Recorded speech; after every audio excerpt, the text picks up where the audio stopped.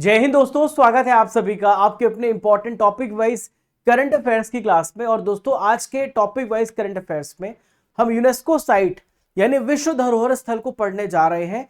2025 के जितने भी इंपॉर्टेंट यूनेस्को साइट है उसे यहाँ पे हम पढ़ेंगे।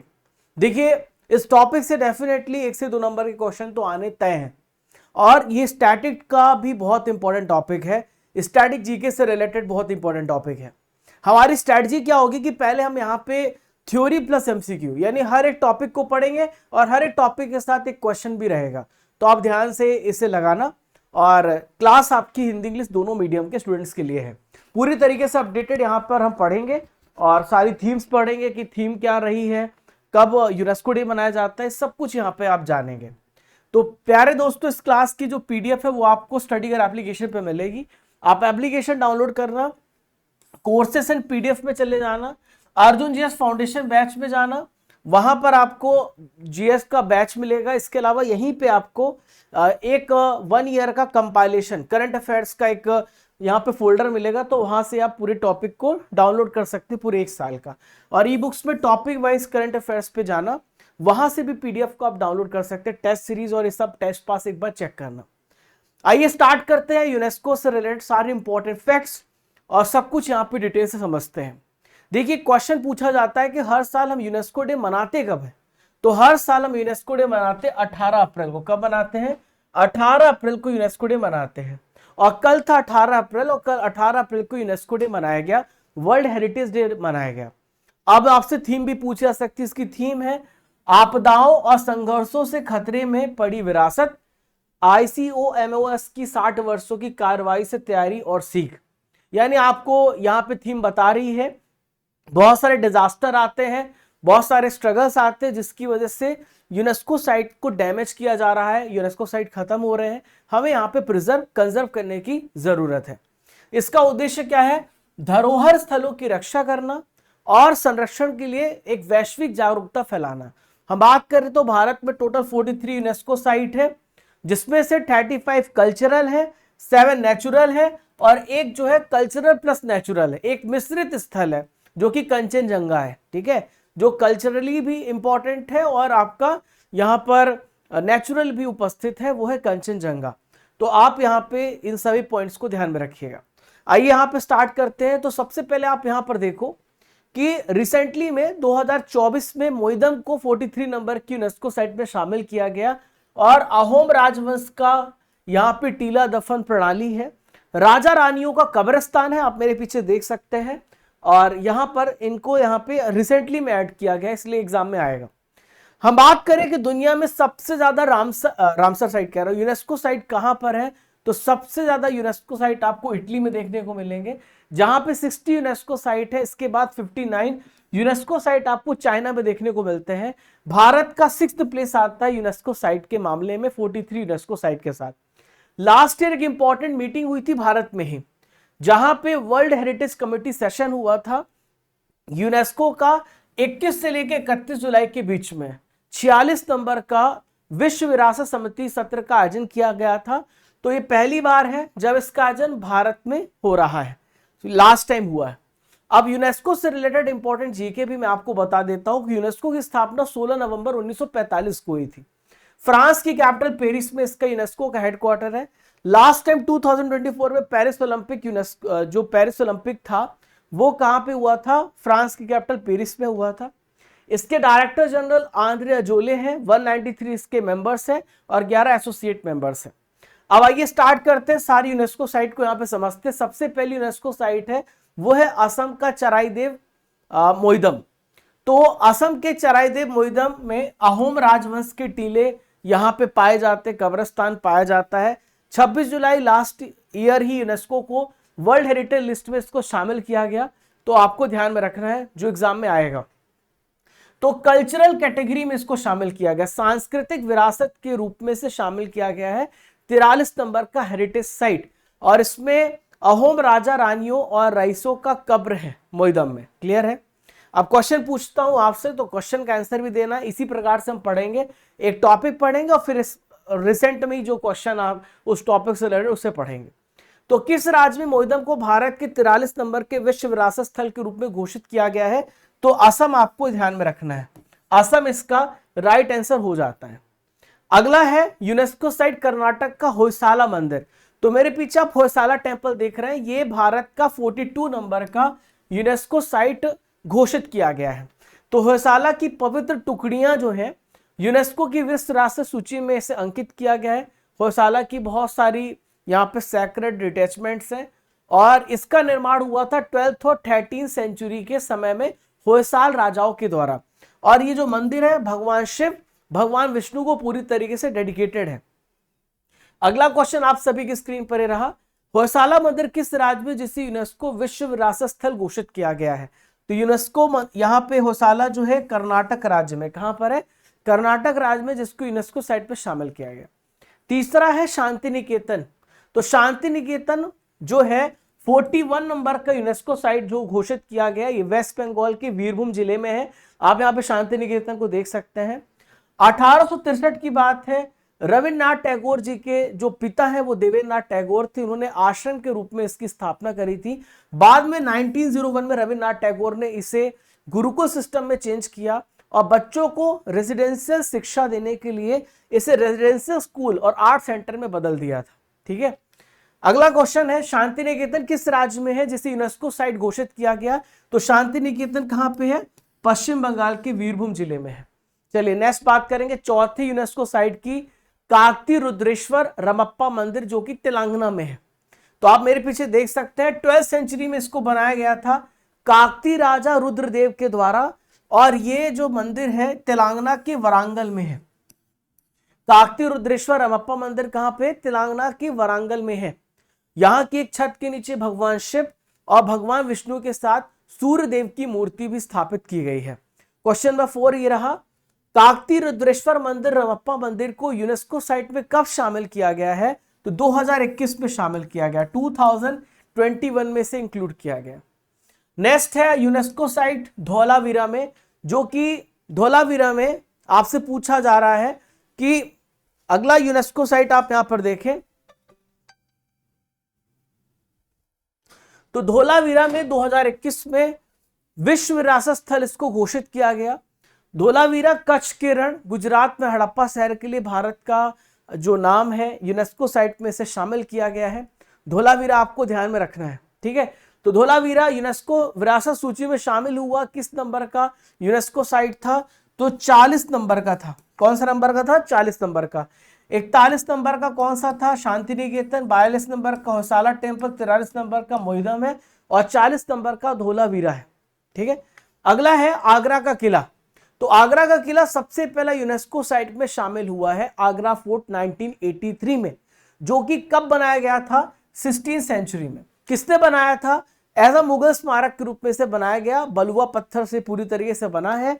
और इसका जो यहां पे बात करें तो शाहजहां के द्वारा बनाया गया था, और ये जहांगीर महल और खास महल में मौजूद है। अगला सवाल है आगरा के किले को किस वर्ष यूनेस्को साइट घोषित किया गया? तो आपने अभी पढ़ा, सबसे पहला यूनेस्को साइट था 1983 में इसे यूनेस्को साइट घोषित किया गया। नेक्स्ट है ताजमहल, जो कि आगरा में है। 1983 में यूनेस्को साइट यहां पे घोषित किया गया। शाहजहां के द्वारा बनाया गया, मुगल सम्राट थे। अपने इन्होंने वाइफ की याद में, मुमताज महल की याद में से बनाया।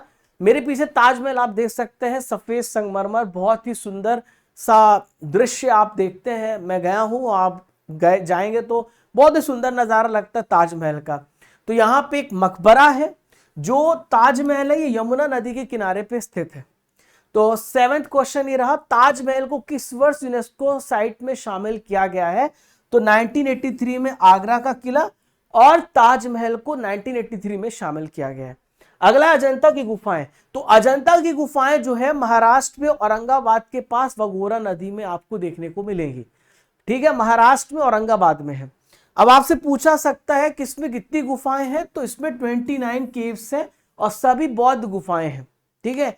200 ईसा पूर्व से 650 ईस्वी के मध्य इसका निर्माण हुआ अजंता केव्स का। क्वेश्चन नंबर 8, अजंता की गुफाएं किस वर्ष यूनेस्को साइट में शामिल हुई हैं? पूछा जा रहा है। तो ये 1983। तो ताजमहल, आगरा का किला, अजंता की गुफाएं 1983, है ना अच्छा तरीका पढ़ने का। हर एक टॉपिक को पढ़ना, फिर उसी से रिलेटेड क्वेश्चन करने से आपका दिमाग एक्टिव रहता है। फिर है दोस्तों महाराष्ट्र में अजंता की गुफाएं आपने पढ़ा, एलोरा की गुफाएं पढ़ी है। तो ये सह्याद्री पर्वतमाला यानी कि वेस्टर्न घाट में है गुफाएं। तो इसमें 34 गुफाएं हैं, जिसमें से 17 गुफाएं ब्राह्मण की, 12 बौद्ध की, 5 जैन धर्म से रिलेटेड है। और इसकी शुरुआत राष्ट्रकूट वंश के शासकों के द्वारा की गई थी। अब आपसे पूछा जा रहा है कि महाराष्ट्र की एलोरा की गुफाएं किस वर्ष यूनेस्को साइट में शामिल की गई थी, तो आपको ध्यान में रखना 1984 में इसे इंक्लूड किया गया, 1984 में। अगला है कोणार्क का सूर्य मंदिर, एकमात्र सूर्य मंदिर आपको ध्यान में रखना जो भगवान सूर्य को पूरी तरीके से समर्पित है, ओडिशा के पुरी जिले में है। ठीक है, 13वीं सेंचुरी में 1250 में यह सूर्य मंदिर बनाया गया। तो 1250 ईस्वी में गंगा राजवंश के राजा नरसिम्हादेव प्रथम को यहां पे इन्होंने इसको बनवाया है, ध्यान में रखिएगा। कोणार्क सूर्य मंदिर किस राज्य में है, जिसे 1984 में यूनेस्को साइट में शामिल किया गया, तो कहां पे है, उड़ीसा राज्य में है। कहां पे है, उड़ीसा राज्य में है। महाबलीपुरम के स्मारक, तो महाबलीपुरम के स्मारक तमिलनाडु में है, पल्लव राजाओं के द्वारा बनाया गया है और 7th और 8th सेंचुरी में बनाया गया। ठीक है, कोरोमंडल तट पे महाबलीपुरम के स्मारक है। तो इन स्मारकों में 5 रथ, एकाश मंदिर, 7 मंदिरों के अवशेष यहाँ पे शामिल है। महाबलीपुरम के स्मारक किस राज्य में, जिसको 1984 में यूनेस्को साइट में शामिल किया गया, तो तमिलनाडु में है। कहां पे है ये, तमिलनाडु में, अभी आपको पढ़ाया है। काजीरंगा राष्ट्रीय उद्यान कहां पे है, असम में है। यहां पे आपको एक सींग वाले गेंडे देखने को मिलेंगे, राष्ट्रीय उद्यान भी है, आपको ध्यान में रखना है। ठीक है, तो साथियों एक बार थोड़ा सा एक इंपॉर्टेंट इंफॉर्मेशन दे दूं, फिर मैं आगे बढ़ूंगा। अगर आपको अपनी जीके बहुत ही शानदार बेहतरीन करनी है तो अर्जुन जीएस फाउंडेशन बैच से आज ही ज्वाइन करें, नए छात्रों के लिए जानकारी है। तो अर्जुन जीएस फाउंडेशन बैच केवल 1199 रुपए में है। कूपन कोड अर्जुन 300 यूज करिएगा, 300 रुपए का आपको ऑफ मिलेगा 2 साल की वैलिडिटी के साथ। LCM medieval, modern polity, Indian geography, world geography, physical geography, physics, chemistry, biology, तो 5 से 6 महीने में आप पूरे विषय पढ़ेंगे मेरे साथ, फाउंडेशन अपना स्ट्रॉन्ग करेंगे हर एग्जाम्स के लिए। क्लास आपकी यहाँ पे मंडे टू फ्राइडे और PDF notes, recorded video, previous discussion, topic wise test, सब कुछ आपको यहाँ पे मिलेगा। आपको एप्लीकेशन डाउनलोड करना है, इस क्लास की पीडीएफ भी यहीं पे मिलेगी, कोर्सेज एंड पीडीएफ में 1000 टॉपिक वाइज स्टैटिक पीडीएफ में आपको मिल जाएगी। और आप अर्जुन जीएस फाउंडेशन बैच में जाइएगा जहाँ पे आपको 300 रुपए का ऑफ मिल जाएगा और ये पूरे विषय में आपको पढ़ाने वाला हूँ। ठीक है, तो अभी लेक्चर चल रहा है, जितने लेक्चर आपके हो चुके हैं आप रिकॉर्डेड फास्ट मोड में देख सकते हैं। क्वेश्चन नंबर 12 ये रहा आप सभी की स्क्रीन पर। तो असम के काजीरंगा राष्ट्रीय उद्यान किस वर्ष यूनेस्को साइट में शामिल किया गया, तो 1985 में शामिल किया गया। 1985 में काजीरंगा राष्ट्रीय उद्यान को यूनेस्को साइट में शामिल किया गया। अगला है मानस राष्ट्रीय उद्यान, ये कहां पर है, असम में है, काजीरंगा भी असम में था। तो मानस राष्ट्रीय उद्यान की स्थापना कब हुई, 1990 में, 1990 में। ठीक है, तो मानस राष्ट्रीय उद्यान किस राज्य में है, जिसको यूनेस्को साइट में 1985 में विश्व धरोहर स्थल में शामिल किया गया, तो कहां पे है, असम स्टेट में है। कहां पे है, असम राज्य में है। अगला है केवलादेव राष्ट्रीय उद्यान, तो केवलादेव राष्ट्रीय उद्यान राजस्थान के भरतपुर में है, जो एक वेटलैंड भी है और इसे 1982 में नेशनल पार्क घोषित किया गया, राजस्थान में है। यहां पे आपको बहुत प्रकार की प्रजातियों की पक्षी मिलेंगी, बहुत प्रकार से। राजस्थान के केवलादेव को राष्ट्रीय उद्यान को यहाँ पे यूनेस्को साइट में शामिल किया गया। ये कब शामिल किया गया यूनेस्को साइट में, 1985 में, 1985 में। हम्पी का स्मारक समूह बहुत इंपॉर्टेंट है, आप यहां पर देखो कि क्या कारीगरी थी, आप पीछे जरा देख सकते हो, एक ही पत्थर को काट करके इसे बनाया गया और ये कर्नाटक राज्य में है। तो विजयनगर साम्राज्य की अंतिम कैपिटल थी और यहाँ पे विजयनगर की जो शासक के द्वारा हम्पी के मंदिर और महल को 14th और 6th सेंचुरी के मध्य में इसे बनवाया गया था। हम्पी का स्मारक को यूनेस्को साइट में कब शामिल किया गया, तो 1986 में, 1986 में इसको शामिल किया गया। खजुराहो बहुत ज्यादा इंपॉर्टेंट है। खजुराहो आपको एमपी में देखने को मिलेगा, छतरपुर डिस्ट्रिक्ट में, और इसे चंदेल राजवंश के द्वारा 11th सेंचुरी में बनवाया गया था। तो कंदरिया महादेव का मंदिर एक इंपॉर्टेंट मंदिर है जो कि खजुराहो में आपको देखने को मिलेगा। तो ये कब यूनेस्को साइट में शामिल हुआ है, खजुराहो में, जो खजुराहो को यूनेस्को साइट में कब शामिल किया गया? 1986 में, 1986 में शामिल किया गया। फतेहपुर सीकरी आप यहां पर देख सकते हैं। फतेहपुर सीकरी सम्राट अकबर के द्वारा बनवाया गया था 16वीं सेंचुरी में। फतेहपुर सीकरी जो थी कुछ समय के लिए कैपिटल थी मुगल साम्राज्य की, ये आपको ध्यान में रखना है। तो फतेहपुर सीकरी कब, यहां पे, कहां पे है, जिसे 1986 में यूनेस्को साइट में शामिल किया गया? फतेहपुर सीकरी है उत्तर प्रदेश राज्य में। कहां पे है? यूपी में है। अगला है गोवा का गिरजाघर और कॉन्वेंट। तो गोवा का जो चर्च और मठ यहां पर आप देख सकते हैं, तो basilica of Bom Jesus Asia में ईसाई धर्म प्रचार के प्रारंभ का संकेत देते हैं। ये यहाँ पे ईसाई धर्म को बढ़ाने के लिए इसे बनाया गया था। तो गोवा के गिरजाघर को किस वर्ष यूनेस्को साइट में शामिल किया गया? 1986 में, 1986 में शामिल किया गया। एलिफेंट की गुफाएं, आपने अजंता एलोरा पढ़ा था और वो महाराष्ट्र में था। तो एलिफेंट की गुफाएं राष्ट्रकूटा चालुक्य के द्वारा बनवाया गया था। 5th से लेके 6ठी सेंचुरी के बीच में इन गुफाओं का निर्माण हुआ है, 5वीं से 6ठी शताब्दी के बीच में। तो आप यहां पर देख सकते हैं एलिफेंट की गुफाएं। तो एलिफेंट की गुफाएं 1987 में यूनेस्को साइट में शामिल किया गया। कब इसको शामिल किया गया? तो ये 87 में शामिल किया गया। कहां पे है? महाराष्ट्र में। अजंता एलोरा और यहां पे एलिफेंट की गुफाएं तीनों महाराष्ट्र में है। सुंदरबन राष्ट्रीय उद्यान जो कि वेस्ट बंगाल में है, तो भारत के पश्चिम बंगाल में है। ये बायोस्फीयर रिजर्व भी है और टाइगर रिजर्व भी है। बाघ अभ्यारण्य भी, टाइगर को बचाने के लिए भी काम किया जा रहा है। दुनिया का सबसे बड़ा डेल्टा सुंदरबन डेल्टा है, जो कि गंगा यमुना के द्वारा बनाया जाता है। तो इस राष्ट्रीय उद्यान की स्थापना 1984 में हुई है। यहाँ मैंग्रोव वन भी पाए जाते हैं इस राष्ट्रीय उद्यान में। तो सुंदरबन राष्ट्रीय उद्यान किस वर्ष यूनेस्को साइट में शामिल किया गया? 1987 में, 1987 में शामिल किया गया। अगला है पट्टदकल की स्मारक समूह। ये कहां पे है? कर्नाटक में है और 7 से लेके 8 सेंचुरी के बीच में इस स्मारक समूह को तैयार किया गया है। चालुक्य वंश की कैपिटल थी, चालुक्य वंश ने इसको बनवाया है। इसमें आपको टोटल 10 टेम्पल्स देखने को मिलेंगे, जिसमें 9 टेम्पल्स हिंदू के हैं और 1 टेम्पल आपको जैन मंदिर देखने को मिलेगा। तो पट्टदकल के स्मारक समूह को किस वर्ष यूनेस्को साइट में शामिल किया गया है? तो 1987 में से शामिल किया गया, 1987 में। अगला है चोला टेम्पल, चोला मंदिर, तमिलनाडु स्टेट में है। चोल मंदिर का निर्माण चोल शासकों के द्वारा किया गया था और इन मंदिरों को चोल मंदिर कहा जाता है।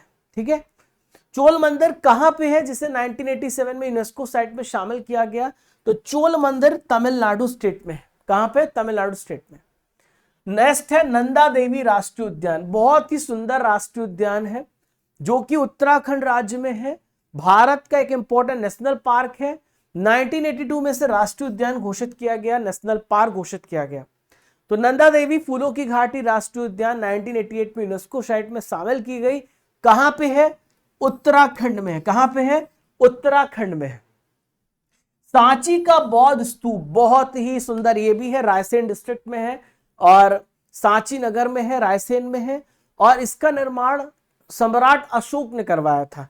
यह बौद्ध धर्म को समर्पित है। यहाँ पे गौतम बुद्ध के रेलिक्स पाए गए, अवशेष पाए गए हैं, जो यहाँ पे रेलिक्स पाए गए हैं। तो इसका निर्माण 3री सेंचुरी से लेकर 12th सेंचुरी के बीच में हुआ है। सांची के महान यहाँ पे शासक सम्राट अशोक ने 3rd सेंचुरी में इसका निर्माण करवाया था और बाद में अग्निमित्र सुंग ने स्तूप का वापस से रिकंस्ट्रक्शन किया, रेनोवेशन किया और इसे बड़ा और इसे विशाल बनाया। ठीक है, तो सांची का स्तूप जिसे यूनेस्को साइट में 1989 में शामिल किया गया, ये किस राज्य में है? तो ये है मध्य प्रदेश राज्य में। कहां पे है? एमपी के रायसेन डिस्ट्रिक्ट में है। हुमायूं का मकबरा, हुमायूं टॉम्स। तो हुमायूं का मकबरा न्यू दिल्ली में है। कहां पे? नई दिल्ली के पुराने किले में, मथुरा मार्ग के पास है। तो हुमायूं की मृत्यु के बाद इनकी जो विधवा पत्नी थी हमीदा बानो बेगम, इनके आदेश से 1562 में से तैयार किया गया था। या आप हुमायूं टॉम देख सकते हैं, इसके नीचे एक म्यूजियम भी बनाया जा रहा है। तो हुमायूं के मकबरे को किस वर्ष यूनेस्को साइट में शामिल किया गया? तो इसे 1993 में, 1993 में से शामिल किया गया। कुतुब मीनार और उसके जो स्मारक परिसर है दिल्ली के लाल कोट में है। आपने देखे, ये बहुत सुंदर कुतुब मीनार भी है। इसका निर्माण कुतुबुद्दीन ऐबक ने कराया था, लेकिन इसका पूरा कंस्ट्रक्शन इल्तुतमिश ने करवाया था। 1192 में इसका कंस्ट्रक्शन स्टार्ट हुआ था। तो कुतुब मीनार को यूनेस्को साइट में शामिल किया गया, कब घोषित किया गया? तो ये 1993 हुमायूं टॉम्ब और कुतुब मीनार दोनों 1993 आपको ध्यान में रखना है। भारतीय पर्वतीय रेलवे तो दार्जिलिंग में है। आज भी देखिए ये कंस्ट्रक्शन हुआ था अंग्रेजों के समय, लेकिन इतना ज्यादा मजबूत है कि आज भी आप इसका इस्तेमाल कर रही है भारतीय रेलवे। तो 1999 में इसे यूनेस्को साइट में शामिल किया गया था, इसको यूनेस्को विरासत स्थल में शामिल किया गया। नीलगिरी माउंटेन रेलवे तमिलनाडु में 2005 में उसको यूनेस्को साइट में शामिल किया गया था। ठीक है,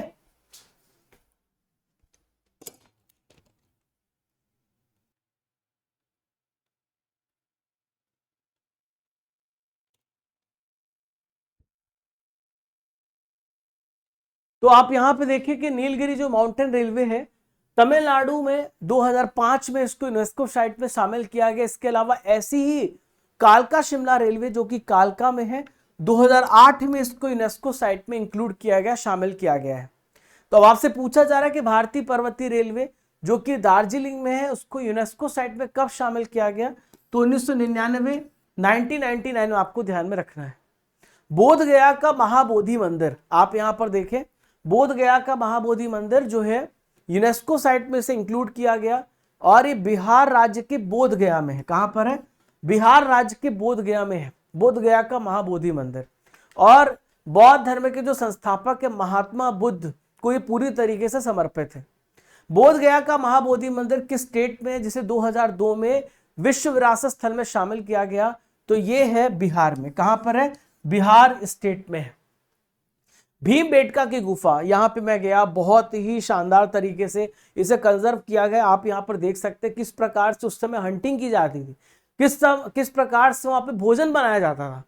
तो ये मध्य प्रदेश राज्य के रायसेन डिस्ट्रिक्ट में जहां पे सांची स्तूप है, और ये पूरा पाषाण काल का है, मतलब कि ये पैलियोलिथिक पीरियड का है। तो 1957-58 में डॉक्टर विष्णु श्रीधर वाकड़कर के द्वारा इसकी खोज की गई भीमबेटका की गुफा की। तो भीमबेटका की गुफा को 2003 में यूनेस्को साइट में शामिल किया गया। कहां पर है? मध्य प्रदेश में। कहां पर है? मध्य प्रदेश स्टेट में है। छत्रपति शिवाजी टर्मिनस देखने में बहुत अद्भुत, बहुत ही शानदार तरीके से अभी भी कंजर्व किया गया है और ऐसा इस स्टेशन का इस्तेमाल किया जा रहा है। तो महाराष्ट्र राज्य में है, मुंबई का ऐतिहासिक रेलवे स्टेशन है, हिस्टोरिकल रेलवे स्टेशन है छत्रपति शिवाजी टर्मिनस। तो छत्रपति शिवाजी टर्मिनस को किस वर्ष यूनेस्को साइट में शामिल किया गया है? 2004 में। कब? 2004 में। गुजरात का चंपानेर पावागढ़ पुरातत्व उद्यान, तो आप यहां पर देख सकते हैं ये पंचमहल डिस्ट्रिक्ट में है और ये एक प्रकार का पुरातात्विक उद्यान है, गार्डन है। और ये पावागढ़ किले का जो निर्माण है चौहान राजपूतों के द्वारा किया गया था 15वीं सेंचुरी में। तो गुजरात का चंपानेर पावागढ़ जो है ये किस वर्ष यूनेस्को साइट में शामिल किया गया? 2004 में शामिल किया गया। कब? 2004 में। नेक्स्ट है लाल किला, जहां से यहां पे इंडिपेंडेंस डे के दिन झंडा फहराया जाता है। तो ये किले का निर्माण यहां पे मुगलों के द्वारा किया गया था 1648। ठीक है, मुगलों के द्वारा इसका निर्माण किया गया था। दिल्ली के ऐतिहासिक स्थलों में से एक है। तो दिल्ली का लाल किला जो यूनेस्को साइट में कब शामिल किया गया?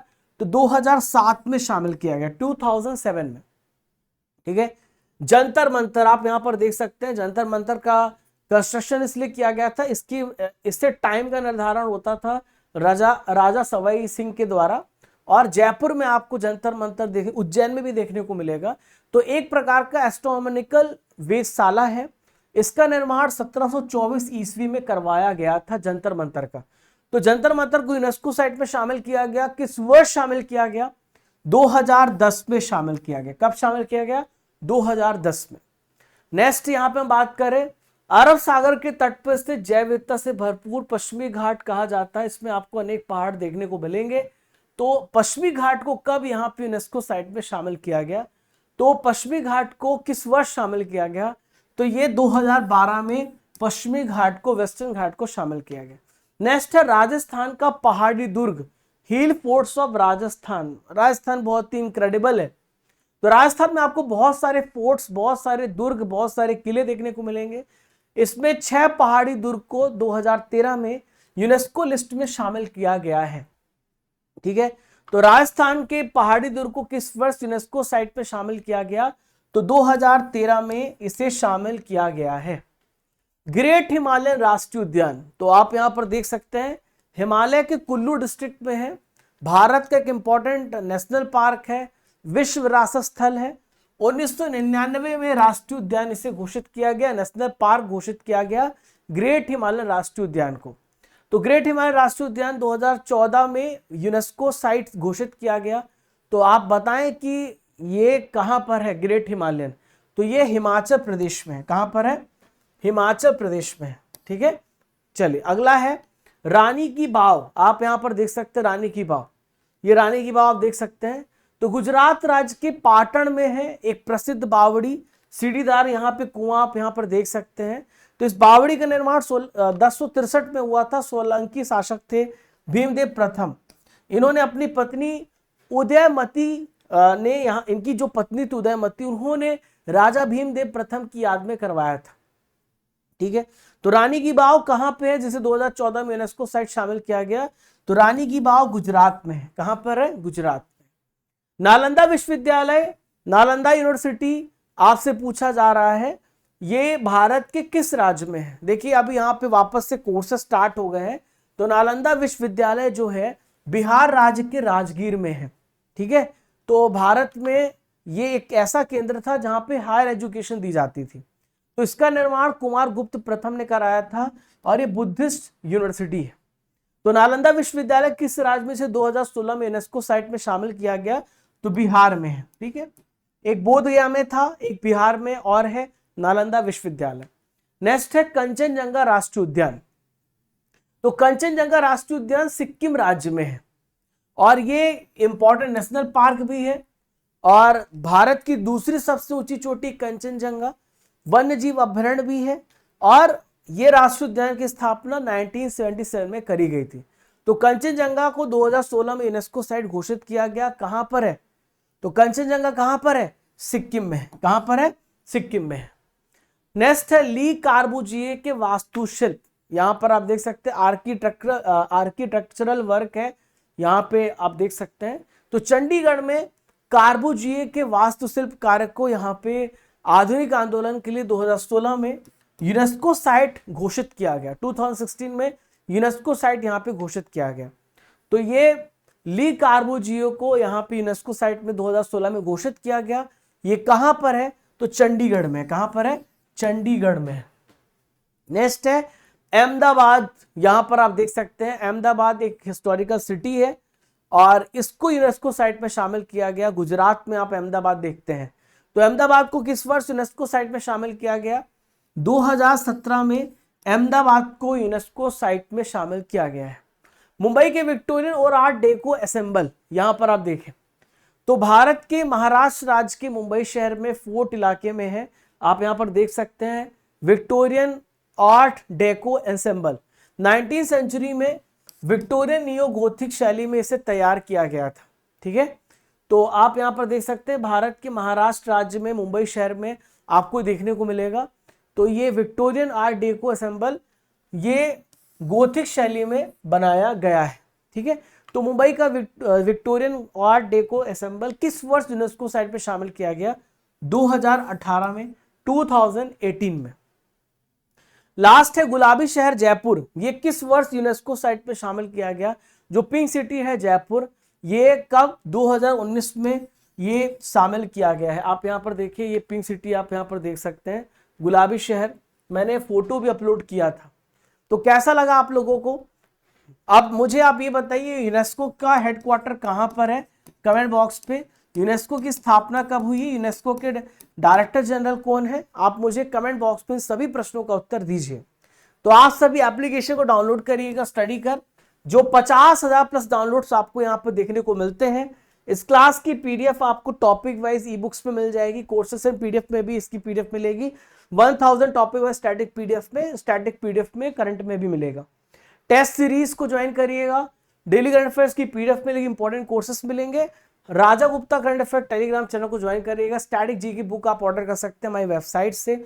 2024-2025 के लिए ईयरली पैकेज हमने लॉन्च किया है। हर महीने की monthly current affairs Hindi English medium topic wise marathon class PDF GK GS की सभी विषयों की बुक्स आपके लिए अवेलेबल है। ये हमारा टेलीग्राम चैनल ज्वाइन कर लीजिएगा। ये हमारा व्हाट्सएप नंबर है और मार्च महीने की बुक आप यहाँ पे डाउनलोड कर सकते हैं, पढ़ सकते हैं। स्टैटिक जीके की किताब है जिसमें 5000 प्लस एमसीक्यू आपको देखने को मिलते हैं। 65 चैप्टर में ये बटा हुआ है। अमेजन फ्लिपकार्ट से आप ऑर्डर करिएगा, लिंक डिस्क्रिप्शन बॉक्स में है। इसके अलावा आप इंग्लिश और एसएससी और बहुत सारे हमारे जो यहाँ पे टीम के जो कोर्सेस हैं वो हमारे एप्लीकेशन पर अवेलेबल है, जाकर के आप इन कोर्सेस में एनरोल कर सकते हैं। तो आशा करता हूं कि आज का टॉपिक आपको बहुत ही शानदार लगा होगा, बहुत ही जानदार लगा होगा। मिलते हैं अगले इंपॉर्टेंट टॉपिक के साथ, तब तक के लिए जय हिंद, जय भारत। जब तक तोड़ेंगे नहीं तब तक छोड़ेंगे नहीं। खुश रहिए, मुस्कुराते रहिए। डेली 8 बजे आपको पढ़ना है। चैनल पर पहली बार आ रहे हैं तो सब्सक्राइब कर लीजिए और आप अपने दोस्तों को शेयर कर दीजिए और आप कमेंट करके बताइएगा आपको किस टॉपिक पे वीडियो चाहिए। ठीक है, आपको ये वीडियो कैसा लगा कमेंट बॉक्स में बताइएगा। Bye bye, love you everyone, जय हिंद, जय भारत।